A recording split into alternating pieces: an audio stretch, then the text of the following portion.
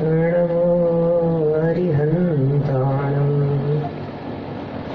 नमो स्नाणं नमो आयर्याणं नमो वज्रायणं नमो लोये सर्वसाहुणं जिन स्वानुभूति से घिरी मम स्वानुभूति मदिरी श्री विमल धारा जैन श्रुत आनंद अमृत सेवरी समता प्रवाह बहावती रागादि विकल्प तोड़ी के माँ सरस्वती प्रतिभाव वंदन दृष्टि निज में जोड़ी के दृष्टि निज में जोड़ी के सुर असुर इंद्र नरेंद्र वंदित कर्म मल निर्मल करण वृष तीर्थ के करतार श्री वर्धमान जिन शत शत नमन वर्धमान जिन शत शत नमन।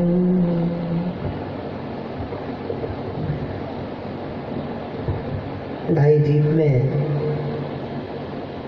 सर्वाधिक तीर्थंकर यदि हो तो 170 तीर्थंकर हो सकते हैं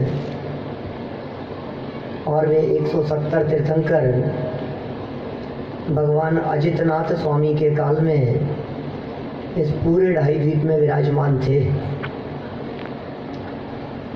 पूरे ही ढाई द्वीप में एक साथ यदि प्रवचन चले तो 170 जगह चल सकता है प्रवचन,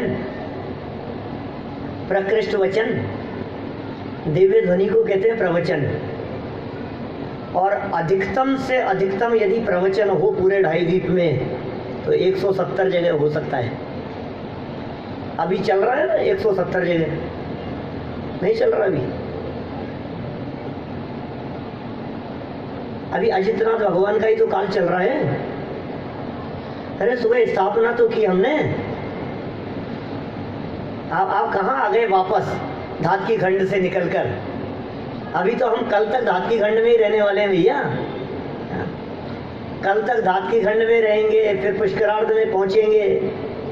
170 स्थानों पर वर्तमान में तीर्थंकर परमात्मा मौजूद हैं और उन तीर्थंकरों की दिव्य ध्वनि प्रवर्तमान है। मिनिमम 3 समय और अधिकतम 4 समय उनकी दिव्य ध्वनि खिरती है। और क्या बात चलती है उस दिव्य ध्वनि में। उन 170 में से एक तीर्थंकर, 170 में से एक जिनका नाम सीमंदर, उन सीमंदर स्वामी की दिव्य ध्वनि को सुनकर उस दिव्य ध्वनि का सार लेकर कुंद कुंद स्वामी ने ये प्रवचन सार ग्रंथ की रचना की। ये दिव्य ध्वनि का सार है ना, द्वादशांगमयी जनवाणी का सार, तीर्थंकर परमात्माओं की दिव्य ध्वनि का सार, ये प्रवचन सार ग्रंथ है। क्या बात चलती होगी उस दिव्य ध्वनि में, क्या होता होगा। क्यों भाई साहब, क्या चलता होगा बताओ। ये सब 4 समय दिव्य ध्वनि खिरती है तो इसमें क्या सीधी सी बात है। सुबह सुबह तो द्रव्यानुयोग चलाते होंगे, सुबह सुबह द्रव्यानुयोग चला लिया, फिर दिन में करणानुयोग चला लिया, शाम को चरणानुयोग, और देर तक पहुंचते हुए जब थक जाते हैं सब लोग तो प्रथमानुयोग चलाओ। उसमें क्या है, 4 समय दिव्य ध्वनि और 4 अनुयोग, तो एक एक अनुयोग की चर्चा एक एक समय करो। और क्या कि नहीं भाई, दिव्य ध्वनि में 4 अनुयोग मात्र की चर्चा नहीं है। दिव्य ध्वनि का सार तो क्या है, भगवान आत्मा है। दिव्य ध्वनि के प्रत्येक उद्बोधन में, जो कि अबुद्धि पूर्वक भाषा वर्गणाओं के निमित्त से हो रहा है, न तीर्थंकर परमात्मा की स्वयं की चलती है, न अन्य किसी और की चलती है। ये कैसी स्वाधीनता और स्वतंत्रता है। अनंत बल के धनी होकर के भी ये जगत के जीवों को उपदेश दे नहीं सकते। हम सब जानते हैं ना, 66 दिन तक भगवान महावीर स्वामी की दिव्य ध्वनि नहीं खिली, उपदेश नहीं हुआ 66 दिन तक।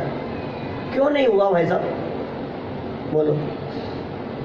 एक कारण तो हमारे विद्यार्थियों ने पढ़ा होगा, क्रमबद्ध पर्याय पढ़ते समय गणधर नहीं था। दावला में प्रश्न उठाया ऐसा कि 66 दिन तक भगवान की दिव्य ध्वनि क्यों नहीं खिली? तो जवाब दिया क्योंकि उस समय गणधर का अभाव था। फिर प्रश्न किया कि गणधर का अभाव था तो सौधर्म इंद्र ने उसी समय गणधर को उपस्थित क्यों नहीं किया? और जवाब क्या दिया आकाश जी? काल लब्धि के बिना असहाय सौधर्म इंद्र के गणधर को उपस्थित करने की सामर्थ्य का अभाव था। मैं आपसे पूछता हूं, क्या सौधर्म इंद्र में इतनी सामर्थ्य नहीं थी कि एक व्यक्ति को ले आए? बोलो, इतनी सामर्थ्य नहीं थी? जिन 2.5 दीप की हम अभी चर्चा कर रहे थे विधान के माध्यम से, उस 2.5 दीप को ऐसे उठाए एक उंगली पर और ऐसे घुमा देवे, पलट देवे, इतनी ताकत है उसमें और सौधर्म इंद्र में। तो एक व्यक्ति को उठा करके नहीं ला सका, नहीं ला सकता भाई साहब। जिसको जब जैसा परिणमन करने की योग्यता हो तब वैसा होता है। अरे भाषा वर्गणा रूप से दिव्य ध्वनि के परिणमन की योग्यता हो तो उधर सौधर्म इंद्र का भी अवधि ज्ञान रूप से परिणमित हो। अवधि ज्ञान का क्षयोपशम तो उसके सदाकाल मौजूद है सौधर्म इंद्र के। मति ज्ञान, श्रुत ज्ञान, अवधि ज्ञान का क्षयोपशम उसके सदाकाल है। जब तक वो देवगति में रहेगा तब तक 3 ज्ञानों का क्षयोपशम है, लेकिन क्षयोपशम होते हुए भी अवधि ज्ञान रूप से परिणमन उपयोग रूप से क्यों नहीं हुआ? कि सुनो, ज्ञान के उपयोग रूप परिणमन करने की योग्यता अपनी योग्यता से होगी, वो योग्यता ही नहीं आई थी तो अवधि ज्ञान का प्रयोग कहां से करता? और वो अवधि ज्ञान का प्रयोग भी कर ले मान लो कदाचित, तो अभी इंद्रभूति के भी तो पलटने का काल नहीं पका था। अकेले इधर से ही बात थोड़ी ना, इंद्रभूति की भी पलटने की योग्यता चाहिए ना। इंद्रभूति के जीवन काल में श्रुत ज्ञान की जो पर्याय है वो सम्यक रूप परिणमन करे, ऐसी योग्यता नहीं पकी थी। इंद्रभूति के श्रद्धा गुण की पर्याय मिथ्या से सम्यक होने रूप काल नहीं पका था। अभी ग्रहित मिथ्यात्व टलने रूप योग्यता नहीं जागृत हुई थी। बोलो, कितनी चीजें एक साथ मिल रही है। हमें तो एक बात नजर आ रही है मात्र कि बस दिव्य ध्वनि नहीं खिली। जो तीर्थंकर परमात्मा की दिव्य ध्वनि के काल में वहां बैठे हुए जो श्रोता थे 66 दिन तक जो बैठे रहे, उनके भी तो दिव्य ध्वनि का लाभ प्राप्त होने की पात्रता नहीं जगी थी। अकेले एक ही तरफ क्यों बात करते हो? एक काम होने में अनेक कारण मिलते हैं और एक काम नहीं होने में अनगिनती कारण मिलते हैं। काम तो एक नहीं हुआ लेकिन उसके पीछे कारण कितने थे, अनगिनती कारण दिखाई दे रहे हैं। क्या चर्चाएं चलती होगी बोलो? संजय जी भाई साहब आ जाओ, इधर से नहीं इधर से आओ, बीच में से बोलो क्या है स्थिति? माने ये दिव्य ध्वनि में क्या बातें आती होगी, कितने लोगों के संकल्प विकल्प चल रहे होंगे। क्या ये संकल्प विकल्प चलना निश्चित नहीं है? क्या लगता है आपको? क्या उन विकल्पों का काल निश्चित नहीं है? क्या ये क्रमबद्ध योग्यता नहीं है इस तरह की? एक एक वस्तु का परिणमन अपनी योग्यता से स्वतंत्र होता है, इसे टालने में इंद्र और अहमिंद्र कोई समर्थ नहीं है। ये दिव्य ध्वनि का सार है भाई साहब। तीर्थंकर परमात्मा समूह शरण में बैठकर क्या चर्चा करते होंगे, वो क्या चर्चाएं होती होगी, जिस चर्चा को द्वादशांग का पाठी सौधर्म इंद्र भी हाथ जोड़ करके बैठ करके सुनता है। हे प्रभु, मुझे तो इन बातों की खबर ही नहीं थी। वो दिव्य ध्वनि की कैसी बातें हैं, और यहाँ कुछ चर्चा हम सुने और हमें ऐसे लगता है ओह ये तो पता है, ये तो पता है, नई बात बताओ और नई बात बतलाओ। महावीर स्वामी ने कोई नई बात बताई थी कि नहीं, कि वही बात बतलाई थी जो पार्श्वनाथ ने बतलाई थी? कुछ श्रोता तो ऐसे भी थे ना भगवान महावीर स्वामी के समूह शरण में, जो पार्श्वनाथ भगवान के भी श्रोता रहे थे। क्या इतनी उम्र थी उनकी? पार्श्वनाथ स्वामी का निर्वाण और भगवान महावीर स्वामी के निर्वाण के बीच में 250 वर्ष का अंतराल है। निर्वाण से निर्वाण के बीच में। और पार्श्वनाथ स्वामी के निर्वाण से महावीर स्वामी के जन्म के बीच में 178 वर्ष का अंतराल है। और जिनकी 200-250 साल की उम्र थी, जिनकी, वो सब मौजूद थे वहां दिव्य ध्वनि सुनने के लिए। कैसे कैसे परिणाम चल रहे थे बतलाओ। वही बात, अरे ये बात तो हमने पहले ही सुनी हुई है, महावीर भगवान कोई नई सुनाओ, कोई नई बात बतलाओ। नई बतलाएंगे? पार्श्वनाथ भगवान ने जो बात कही वो नई थी क्या, या नेमिनाथ भगवान ने जो कही वही बात थी? अनंत ज्ञानियों का एक मत होता है, अनंत तीर्थंकरों का एक मत होता है भाई साहब, कोई नई बात नहीं है। तू नई सुनना चाहता है, नई सुनना चाह रहा है, सुन, तेरे लिए नई हो सकती है, और नई भी तब होगी जब तू अपने ज्ञान के माध्यम से अपने ज्ञायक को जानेगा। बात नई नहीं है, तद्रूप परिणमन करना तेरे लिए नया हो सकता है। एक द्रव्य दूसरे द्रव्य का कर्ता धर्ता नहीं है, एक वस्तु दूसरे वस्तु को छूती नहीं है। ज्ञान में गे आते हैं लेकिन वो गे ज्ञान में आते ही नहीं है, झलकते हुए दिखाई देते हैं। ज्ञान में मोह दिखाई दे रहा है लेकिन मोह भिन्न है और ज्ञान भिन्न है, राग भिन्न है और राग को जानने वाला ज्ञायक भिन्न है। ये कैसी चर्चाएं हैं? पुण्य और पाप सारा जगत इनमें अंतर मान बैठा है, और जिनेंद्र देव क्या कह रहे हैं कि इनमें कोई अंतर नहीं है। अपने अंतरंग को देखो और इस जनवाणी को देखो, जमीन आसमान का अंतर दिखाई देगा अपनी श्रद्धा और इन जन वचनों में। एक एक गाथा बहुत महत्वपूर्ण है। धर्म करने के लिए लगे हुए हैं हम लोग सब, सबको धर्म करना है ना। किस किस को धर्म नहीं करना है वो हाथ खड़ा करो। कोई है ऐसे जो धर्म नहीं करना चाहते हो?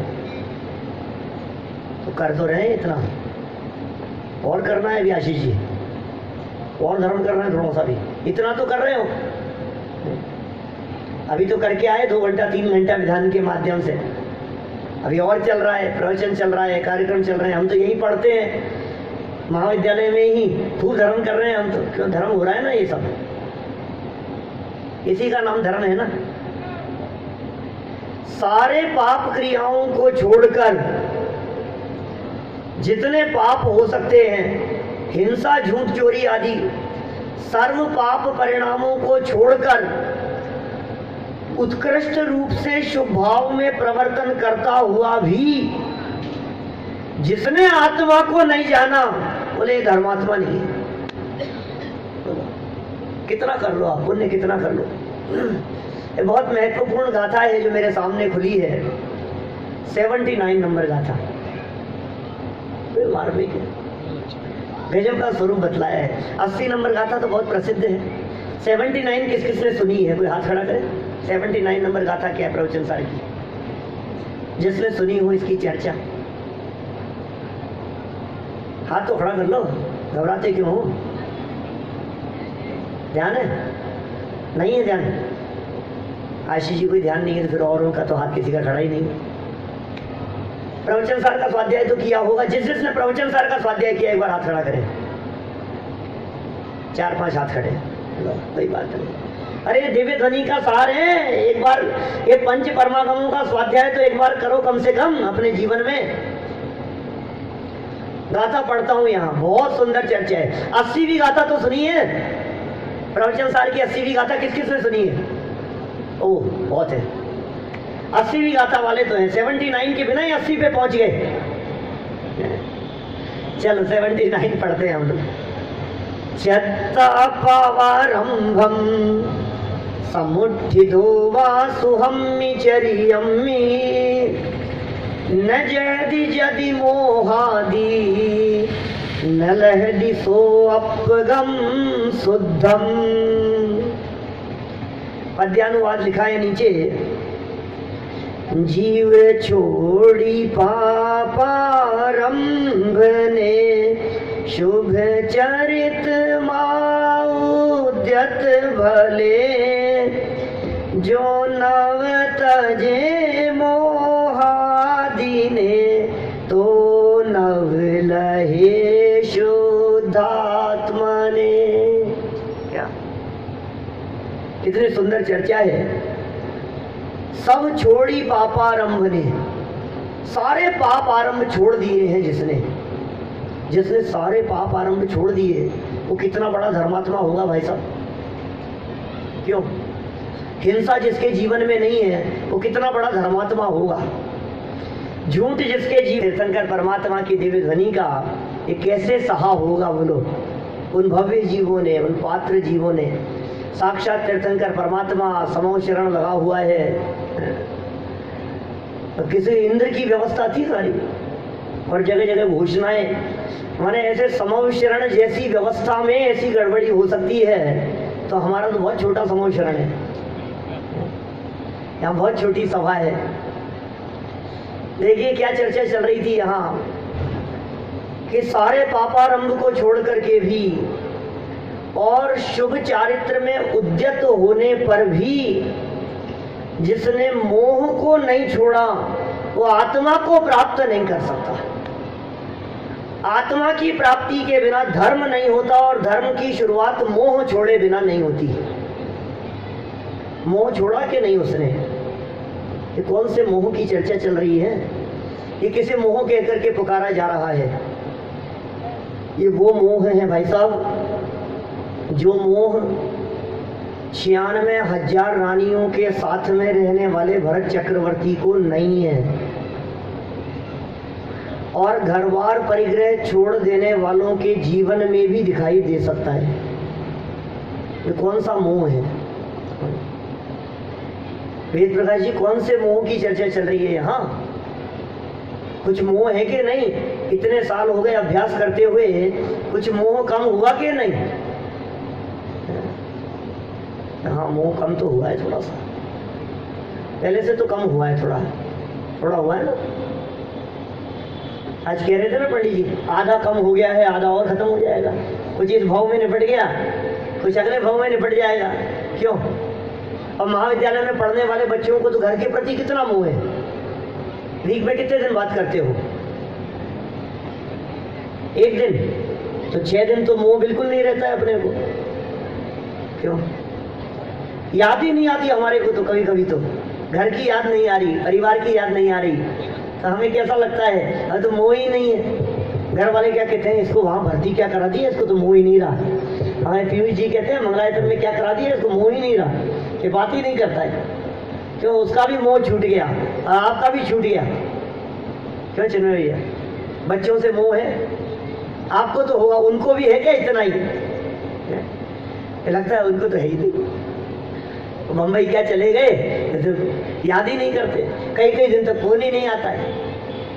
भाई साहब, ये मोह की मंदता की नहीं, मोह के अभाव की चर्चा चल रही है। ये घर गृहस्थी परिवार के प्रति होने वाले मोह की बात नहीं है। ये कौन से मोह को छोड़ने की चर्चा चल रही है? एक बार गंभीरता से विचार तो करो। जिस घरवार बाल बच्चों के प्रति मोह को छोड़ने की सोच रहे हो आप, ये मोह छूट जाने पर भी मोह नहीं छूटा आज तक कभी। ये तो राग थोड़ा सा कम होता है, कभी कभी द्वेष हो जाता है उसके प्रति, तो कहता है इसके प्रति कोई मोह नहीं है हमारे को। ये बच्चे के प्रति ऐसा हो गया, इतनी विरक्ति हो गई हमारे को, इसके प्रति कोई मोह नहीं है हमारे को। अलग कर दो इसको, नाम कटवा दो इसका, ये हमारे परिवार का सदस्य नहीं है। देखो, मोह हट करके द्वेष में बदल गया तो कहता है मोह नहीं रहा, जबकि वो भी मोह ही है। एक मोह है दर्शन मोह, एक मोह है चारित्र मोह, और चारित्र मोह में राग और द्वेष दोनों शामिल हैं। तो मोह तो है ना, राग बदल करके द्वेष हो गया तो क्या मोह नहीं है? अरे यहाँ जिस मोह की चर्चा चल रही है, ये चारित्र मोह वाला मोह नहीं है, दर्शन मोह वाला मोह है। देखो, यदि बाल बच्चों के प्रति मोह वाले को मोह मानोगे तो एक इंद्री से 4 इंद्री तक के सभी जीव नियम से निर्मोही मानने पड़ेंगे। क्यों भाई साहब, क्यों सवाल से सब क्यों बतलाओ? एक इंद्री से 4 इंद्री तक के सब निर्मोही, सारे निगुदिया जीव निर्मोही। पृथ्वी का एक, जल का एक, अग्नि का एक, वायु का एक, वनस्पति का एक, 2 इंद्री, 3 इंद्री, कीड़े मकोड़े हैं, लट चींटी आदि सब निर्मोही। क्यों? क्योंकि वे सब सम्मूर्छन हैं, उनके माता पिता होते ही नहीं है, उनका परिवार होता ही नहीं है। चींटियों का और मच्छरों का परिवार ही नहीं होता। जब परिवार ही नहीं होता, जब बाल बच्चे ही नहीं होते, तो फिर बाल बच्चों के प्रति मोह होता होगा उनको? जब है ही नहीं तो मोह का क्या सवाल है? तो हम सैनी पंचेंद्रीय जीवों को तो है ना बाल बच्चों के प्रति, हमें तो यही छोड़ना है कि सुन, आज मरा और मरते ही इनके प्रति मोह लेके जाएगा क्या? साथ में मोह गया इनके प्रति, अब बच्चों के प्रति थोड़ी ना मोह बचा है। कहाँ परिवार के प्रति मोह है? यहाँ परिवार के प्रति मोह को मोह नहीं कह रहे हैं, यहाँ तो उस मोह की चर्चा चल रही है जो मोह परिवार के रहते हुए भी छूट सकता है और परिवार छूट जाने पर भी कायम रह सकता है। वो कौन सा मोह है? उस मोह की यहाँ चर्चा चल रही है। सब छोड़ दिया, हिंसा नहीं है, झूठ नहीं है, चोरी कुचिल परिग्रह नहीं है, बाहरी जीवन से जिसके किसी प्रकार की कोई शिकायत नहीं है, कैसा जीवन होगा उस व्यक्ति का? बाहरी उसके जीवन को देख करके कोई व्यक्ति उंगली नहीं उठा सकता है, अरे यार ये गलती है, नहीं नहीं नहीं, ये ऐसा कैसे बोल रहे हैं, ये ठीक नहीं है, ये इनका चलना ठीक नहीं है, इनकी क्रिया ठीक नहीं है, इनका खान पान ठीक नहीं है, इनका व्यवहार ठीक नहीं है। जिनके बाहरी जीवन से किसी प्रकार की कोई शिकायत ना हो, ऐसे उत्कृष्ट आचरण को पालन करने वाले, अरे पीछे कमंडल जिनके पास में है, ऐसी चर्चा की है यहाँ तो। जैसे आचार्य देव ने खोला है उसे, ग्रह आरंभ को भी त्याग देने पर मोह जिसका नहीं छूटा, उस व्यक्ति की यहाँ चर्चा चल रही है। तो क्या हो गया साहब, नहीं छूटा तो नहीं छूटा, कोई बहुत बड़ी बात हो गई क्या? बहुतों का नहीं छूटा, अकेले हमारी क्या बात कर रहे हो आप? हमें काय को सुना रहे हो? आपका छूट गया क्या? किस किस का छूट गया? यहाँ कौन है ऐसा जिसका छूट गया हो? कोई बड़ी बात नहीं है कि सुन, दूसरों को देख देख करके विचार मत कर, क्या अपने आत्म कल्याण के बारे में विचार कर। ये आचार्य देव कह रहे हैं कि ये सारा छोड़ देने पर भी, पाप तो छोड़ा और शुभ परिणामों में लगा रहा, और शुभ परिणामों में लगकर अपने आप को संतुष्ट स्वीकार किया, उसके बारे में कह रहे हैं महा दुख संकट निकट है। क्या क्या कह रहे हैं साहब, ज्ञानचंद जी साहब? महा दुख और संकट, ये महासंकटों की चर्चा कर रहे हैं हम यहाँ। ये कौन सा संकट है? अभी आपको ये कहें कि भैया आपके ऊपर कोई संकट आने वाला है, हमारे संजय जी बहुत ज्योतिष के जानकार हैं, चेहरा देख के पहचान लेते हैं, तो पता है तुम्हारे बारे में देख करके कहे भैया महासंकट आ रहा है, आने वाला है, ऐसा दिखाई दे रहा है। अरे बताओ बताओ कौन सा संकट आ रहा है, कौन सा संकट आ रहा है, कौन सा संकट आ रहा है हमारे ऊपर? ऐसा तो नहीं है कि यहाँ से विद्यालय से निकाल दिया जाएगा? कौन सा बड़ा संकट दिखाई दे रहा है? हाथ पांव टूट जाएंगे, दुर्घटना तो नहीं होने वाली है कोई? कैसा संकट आएगा? जॉब तो नहीं छूट जाएगी? अजी जी ऐसा तो नहीं है, ये हो जाएगा वो हो जाएगा, कोई बड़ा संकट आ जाए, कुछ परिवार पर बड़ा संकट आ जाए। कौन सा संकट? संकट सुनते ही हमारे को क्या दिखाई देता है? आपत्तियां सुनते ही आपको क्या दिखाई देता है? आपदाएं आ गई, संकट आ गए, विपत्तियां आ गई, ये सुनते ही आपको क्या दिखाई दे रहा है? ये कह रहे हैं तुम्हें जितने संकट दिखाई देते हो वो संकट भले ही हो सकते हैं, यहाँ संकट की चर्चा नहीं है, यहाँ दुख संकट की बात है, और दुख संकट नहीं महादुख संकट की बात है। यदि ये सब काम करते हुए भी नहीं संभले, क्या ये जनवाणी सुनते हुए भी सुनने मात्र में संतुष्ट हो गए और शुद्धात्मा की खबर नहीं हुई, तो ये कह रहे हैं शुभोपयोग परिणति के चक्कर में उलझ जाएगा और अल्प काल में हमें तेरा निगोद दिखाई दे रहा है अंदाजा आपको? ये जीवन पूरा हो जाने के बाद का कुछ ठिकाना है? यदि ये जीवन पूरा हो जाएगा तो क्या होगा? अगले समय की पर्याय क्या होने वाली है, कितनी घटनाएं दिखती है। अभी वहाँ की घटना थी, अभी कहाँ था, हम दिल्ली थे ना अभी, तो किसी परिवार में गए वहाँ भोजन करने के लिए, बतलाया कि थोड़े समय पहले 23 साल का बेटा मर गया, कुछ भी नहीं हुआ था और अचानक ही बस हो गया जीवन पूरा। ओहो, अपने बच्चे का हो सकता है कि नहीं कमल जी साहब, हो सकता है ना, कैसा लगे बोलो कि नहीं बच्चों की बात में, अरे अपना हो जाएगा तो क्या होगा, बच्चों के बारे में तो बात करता है, लेकिन यदि अभी मेरा जीवन पूरा हो जाएगा तो क्या होने वाला है, फिर आगे अगले क्षण क्या होगा। ये कह रहे हैं ये 10 पर्याय का काल बहुत दुर्लभ है भाई साहब। जिस जगह पर आकर के बैठ गए हैं, ये समझ लो आप बहुत पहाड़ की चोटी पर आकर के बैठ गए हैं, शिखर पर आकर के बैठ गए हैं, और यहाँ बैठे बैठे अब यदि ये सोचे कि और आगे कहाँ बढ़ेगा, या तो आत्मकल्याण कर ले, और यदि नहीं हुआ तो अब तो डाउनफॉल चालू होने वाला है। ऐसे संयोग और कहाँ मिलेंगे, इससे ज्यादा और क्या अपेक्षा है आपको बाहरी संयोगों की, इससे ज्यादा कुछ बाहरी संयोग मिलने वाले नहीं है, ऐसा कुछ भी क्या। ये वीतरागी तत्व ज्ञान मिल गया, ये जनवाणी सुनने का अवसर मिल गया, ये वेद विज्ञान की बातें मिल गई, गुरुदेव श्री मिल गए, क्या आत्मा को परमात्मा देखने वाले गुरु मिल गए हमारे को, जो देह में विराजमान हमारे को निरंतर परमात्मा परमात्मा कहकर के पुकारते हैं। ऐसे गुरु का योग मिल जाने पर भी और इतनी उत्कृष्टतम चर्चाएं मिल जाने पर भी ये मोह नहीं छूटे, तो ये कह रहे हैं भैया तू तो गया, तेरा तो कुछ नजर नहीं आ रहा है, क्या होगा।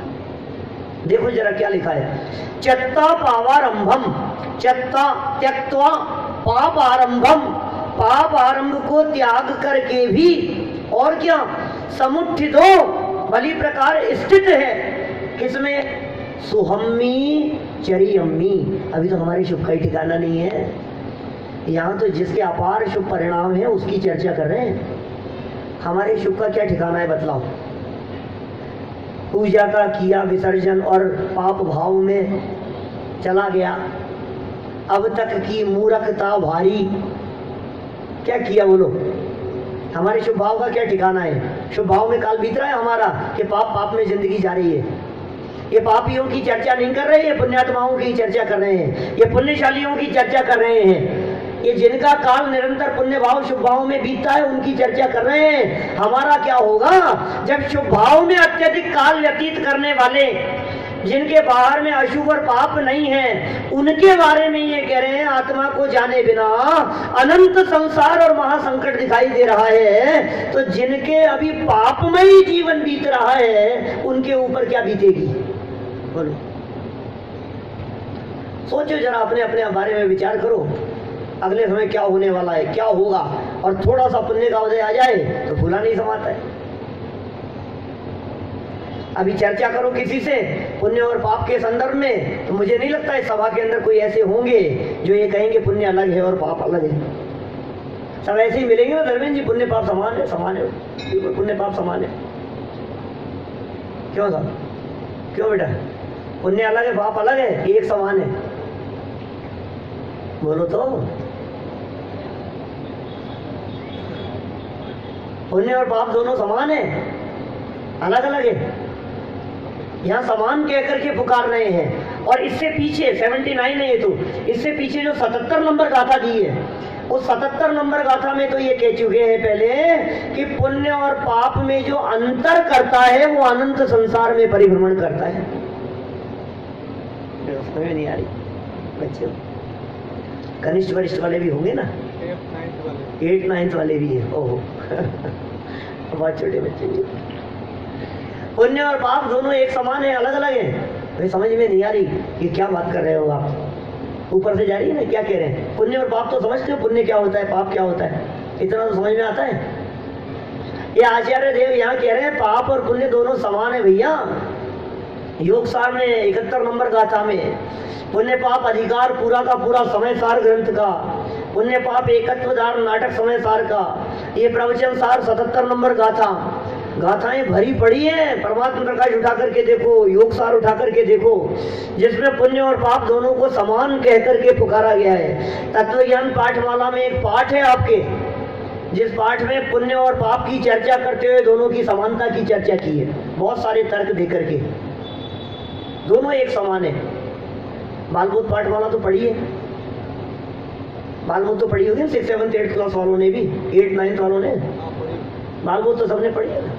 बालबोध पाठमाला भाग 2, दूसरा पाठ, पाप। पाप किसे कहते हैं बोलो, कौन बतलाएगा? 8th क्लास का कौन बालक पाप की परिभाषा बतलाएगा? जल्दी बोलो।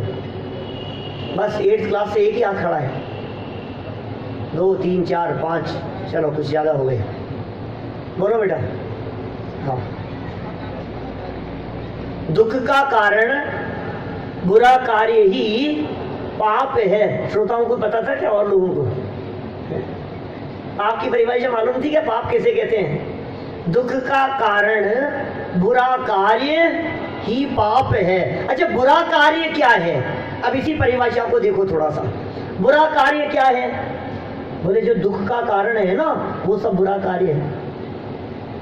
इतनी बात तो समझ में आ रही है? जो जो दुख का कारण है वो सब बुरा कार्य है।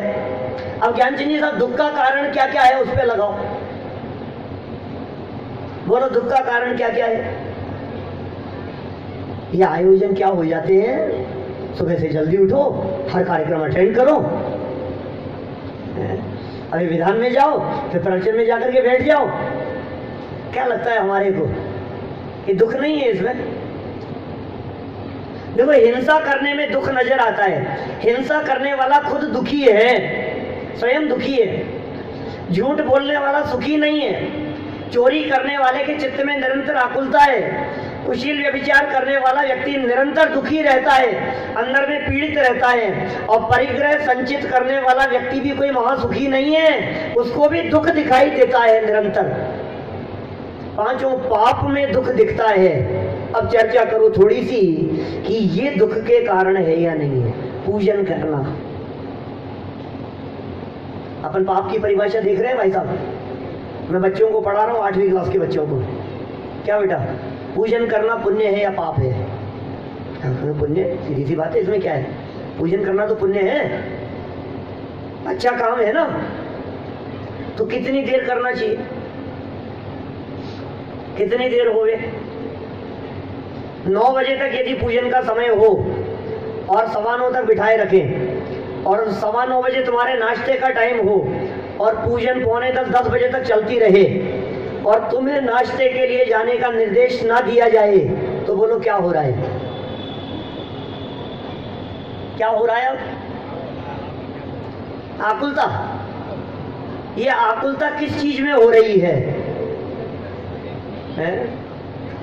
पूजन करने में आकुलता हो रही है। और संजय जी ने कह दिया कि एक पूजन और होगी अभी। अरे यार, हम तो सोच रहे थे खत्म हो रही है, अब तो चलेंगे, अभी एक पूजन और शुरू हो गई। अभी तो भाई साहब, अब तो, और फिर बीच में 2 लाइन समझाना और शुरू कर दिया, तब तो देखो फिर क्या होता है। फिर कैसा लगता है हमारे को? ये जो अंदर में चल रहा है, मैं आपसे पूछना चाह रहा हूं, ये अंदर में चलने वाली आकुलता और बेचैनी, ये आनंद है या दुख है? बोलो भाई, दुख की परिभाषा जिसने बतलाई, पाप की परिभाषा।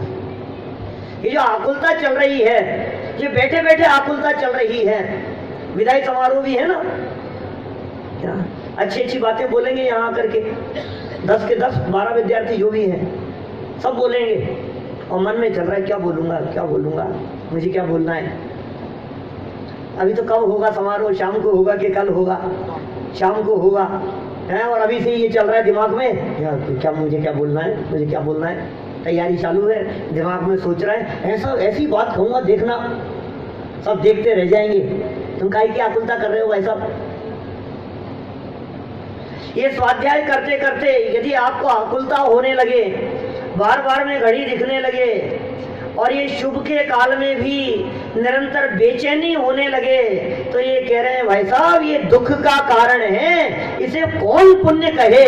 ये तो पाप दिखाई देता है हमारे को। क्योंकि पाप की परिभाषा तो ये, दुख का कारण जो हो वो पाप है, और ये हमें दुख का कारण नजर आ रहा है, इसे पाप कैसे नहीं कहें? आचार्य देव इसे पाप कह करके पुकारते हैं। समय सार ग्रंथ में जहां पुण्य पाप अधिकार समाप्त किया जैसे महाराज ने, वो जैसे नाचार्य समाप्त करते हुए क्या कहते हैं, क्या भाई साहब, अंत में कहते हैं पुण्य पाप अधिकार है, लाइन कहते हैं जैसे नाचार्य देव, अब इस प्रकार पाप अधिकार समाप्त होता है, पाप अधिकार समाप्त होता है। था तो पुण्य पाप अधिकार, अंत में अंतिम लाइन क्या लिख रहे हैं, पाप अधिकार समाप्त होता है। प्रूफ में मिस्टेक कर देते हम, यदि हम होते ना तो हम ये कह लेते यार ये तो पुण्य छूट गया इसमें से, तो रह गया होगा, टाइपिंग मिस्टेक है, गलती से छूट गया होगा, एरो लगा करके इसमें सभी लोग पुण्य शब्द भी जोड़ ले रहे। लेकिन पता है क्या हुआ चिन्मय, जैसे नाचार्य देव ने स्वयं प्रश्न उठाया कि अधिकार तो पुण्य पाप अधिकार है, तुम ऐसा क्यों लिखते हो कि पाप अधिकार समाप्त होता है। अब बोलो, अब भी जोड़े उसमें, अब जोड़ने की गुंजाइश ही नहीं है। अब तो जब वे खुद ही कह रहे हैं, खुद ने ही प्रश्न उठा दिया है इस तरह का कि ये पाप अधिकार समाप्त होता है, ऐसा क्यों कहते हो, तो समाधान क्या किया, अरे जो हमें स्वभाव से पतित कराए हम उसे पुण्य कैसे कहें, उस पतित कराने वाले को तो पाप कहते हैं, ये पुण्य भी हमें स्वभाव से पतित कराता है इसलिए पाप है। आत्म स्वभाव से पतित कराता है, हमें स्वभाव से नीचे गिराता है, ये भला नहीं है। ये जुड़वा भाई है, ये वेश बदल करके आया है, ये अच्छा वेश बना करके आया है, और मैं यदि बाबूजी के शब्दों में कहूँ, युगल जी बाबूजी के शब्दों में, तो समझ लो आप एक नहाया हुआ है और एक बिना नहाया हुआ है,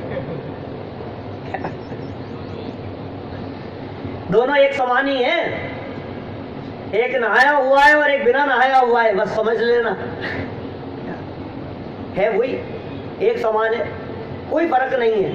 पुण्य की वेशभूषा थोड़ी सी अच्छी नजर आ रही है, पुण्य का ठाट बाट थोड़ा सा अच्छा नजर आ रहा है, पुण्यशाली थोड़े से हमारे को अच्छे दिखाई दे रहे हैं, देखने में ऐसा लग रहा है सफेद कपड़े पहने हुए हैं, कुर्ता पजामा पहना हुआ है, शोभा दिखाई दे रही है, शान दिखाई दे रही है इसकी, और पाप की शक्ल थोड़ी सी अच्छी नहीं दिख रही है।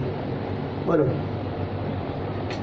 पाप की शक्ल अच्छी नहीं दिख रही है और पुण्य की शक्ल अच्छी दिख रही है, लेकिन भैया शक्ल पे मत रीझो, माल देखो, माल माल दोनों में नहीं है, पुण्य हो या पाप हो दोनों ही आकुलता उत्पन्न करने वाले हैं। इसलिए बनारसी दास जी ने कह दिया, दोहू माई दौड़े धूप, दोहू घर में बंदे रूप, याते ज्ञाने बनते नहीं को अभिला क्यों है।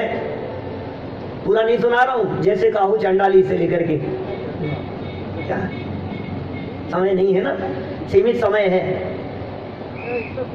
कितनी देर धर्मेंद्र जी, जैसे कहूं चंडाली जुगल पुत्र जन तिन्ही एक दियो बावन के एक घर राख्यो है, और बावन का हायो तिनी मध्य मास त्याग कीनो, चांडाल का हायो तिनी मध्य मास त्याग्यो है, चाख्यो है। तैसे एक वेदनी करम के युगल पुत्र, एक पाप एक पुण्य नाम भिन्न राख्यो है, और दोहू माई दौड़े धूप, दोहू कर्म बंध रूप, याते ज्ञान बंत नहीं को अभी लाख्यो है। सारा जगत पाप को छोड़ करके पुण्य करना चाहता है, सारा जगत ये चाहता है पाप से बचो, पाप से बचो, पाप से दूर हटो, पुण्य करो थोड़ा सा। लेकिन ये जिनवाणी ये कह रही है, ये भगवान महावीर स्वामी की वाणी ये कह रही है कि भैया सुन, ये पुण्य भी अटकने का स्थान नहीं है, क्योंकि पुण्य के बाद में फिर पाप में चला जाता है और पाप से फिर पुण्य में चला जाता है। ये पुण्य पाप के परिणाम करता रहता है। जब पुण्य और पाप दोनों से पार अपने स्वभाव को देखेगा तो निर्वाण की प्राप्ति होगी, तो सच्चा धर्म प्रकट होगा। कर्म में धर्म का भ्रम हो रहा है क्या? ये पुण्य पाप दोनों है कर्म, और मानता है धर्म, ऐसा हो रहा है इसे भ्रम। ये कर्म है, निष्कर्म अवस्था दोनों नहीं है। अब कर्म किए जा रहा है और बंधन है, तो उलझा रहेगा इस संसार में। एक के फल में तेरे को स्वर्ग मिल जाएगा और दूसरे के फल में तेरे को नरक मिल जाएगा। संसार से मुक्त तो दोनों अवस्थाओं में नहीं हो पाएगा। ये पुण्य परिणाम को दुख रूप कह रहे हैं। ये पुण्य परिणाम को कष्ट रूप कह रहे हैं। ऐसा क्या है? ये कौन सी दृष्टि होगी भाई साहब? ये देखने का कैसा नजरिया होगा? ये आचार्य कौन सी धरातल पर बैठ करके बात करते हैं जो ये कहते हैं कि ये पुण्य भी बंधन का कारण है? ये कहाँ बैठ करके बात कर रहे हैं? सोचो तो सही जरा, क्या गहराई लिए हुए हैं। हमें अच्छा लग रहा है आज के आनंद की, मजा आ गया साहब। क्या विधान हुआ, क्या पूजन हुई, क्या आयोजन हुआ। ये सुन, ये आयोजन में अटक गया तो इस आयोजन में प्रयोजन भूल गया। ये जो आकुलता थी ना, और सुनो आयोजकों की हालत देखो जरा। इतना बड़ा धूमधाम से आयोजन करो और आयोजन पूरा हो जाने के बाद में, सफल हो जाने के बाद में अब कहता है अब चैन की नींद सोएंगे। क्यों क्यों क्या हुआ भाई साहब? अभी तक अरे भाई साहब अब तक तो शांति से निपट जाए ये सब, बस ये हो जाए, बस अच्छे से हो जाए। क्यों, क्या चल रहा है? ये आकुलता चल रही है। ये आकुलता दुख का कारण है। चाहे पाप कार्य कर रहा हो चाहे पुण्य कार्य कर रहा हो, दोनों में आकुलता है। पूजन करने की आकुलता, मंदिर जाने की आकुलता, स्वाध्याय करने की आकुलता, अंदर में आकुलित हो रहा है। और आकुलता दुख का लक्षण है। जहां जहां आकुलता है वहां दुख है, और जहां आकुलता नहीं है वहां आनंद है। जहां दुख है उसे पाप कहते हैं। इसलिए ये दृष्टि बड़ी गजब की है, जहां पुण्य को भी पाप कह करके पुकारा है। भाई साहब धर्म कुछ और है, धर्म इससे ऊपर उठ करके है। ये पुण्य, इसका निषेध नहीं है। यहाँ पुण्य में चेट का निषेध है, पुण्य में अटकने का निषेध है। इन धार्मिक क्रियाओं में अटक कर अपने आप को बहुत बड़ा धर्मात्मा मान लेने का निषेध है। ये अटकने के स्थान है, बहुत अटकना नहीं है, यहाँ से और ऊपर चलना है। विषय बहुत गंभीर है, हम अपेक्षित विस्तार से और आगामी प्रवचनों में चर्चा करेंगे। अभी की बात को हम इसी भावना से विराम देते हैं कि अंदर से इस पुण्य के प्रति अपनापन छूटे और गायक स्वभाव की रुचि अंदर में जागृत हो। अंतर्राष्ट्रीय ख्याति प्राप्त युवा